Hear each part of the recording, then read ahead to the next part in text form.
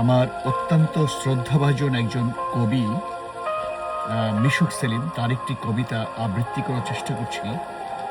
ভুল ত্রুটি হলে মার্জনীয়। যে শহরে আমরা মানুষ হারাই,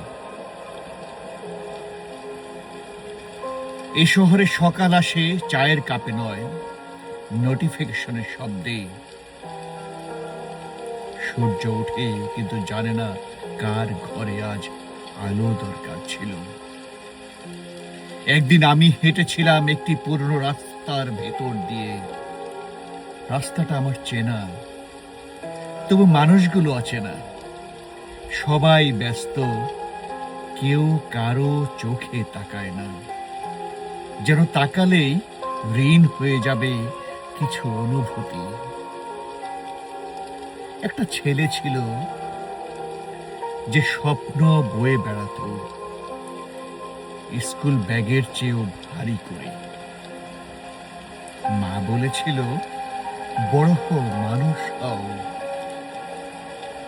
কিন্তু কেউ তাকে শেখায়নি মানুষ হয়ে বাঁচতে গেলে কতটা নীরব হতে হয়। একদিন একদিন সে চাকরি পেল, হাতের ভেতর ঢুকে গেল পরিচয়পত্র, হারিয়ে গেল তার নাম। তার স্বপ্নগুলো তখন ফাইলের ভেতর আটকে থাকা কাগজ। সই না হলে কেউ খুলেও দেখবে না। এ শহরে ভালোবাসা খুব সংক্ষিপ্ত।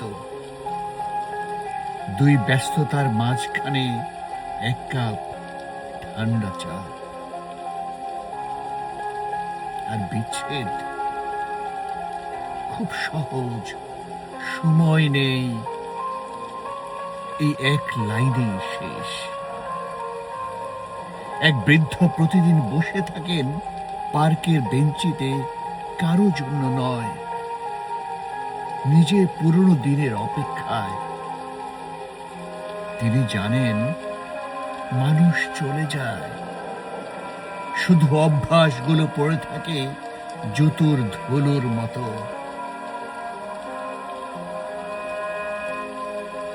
রাতে শহর ঘুমায় না, শুধু আলো জ্বালিয়ে রাখে, যেন অন্ধকার না নিজেকেই ভয় পায়। আর আমরা প্রতিদিন বেঁচে থাকি, কিন্তু খুব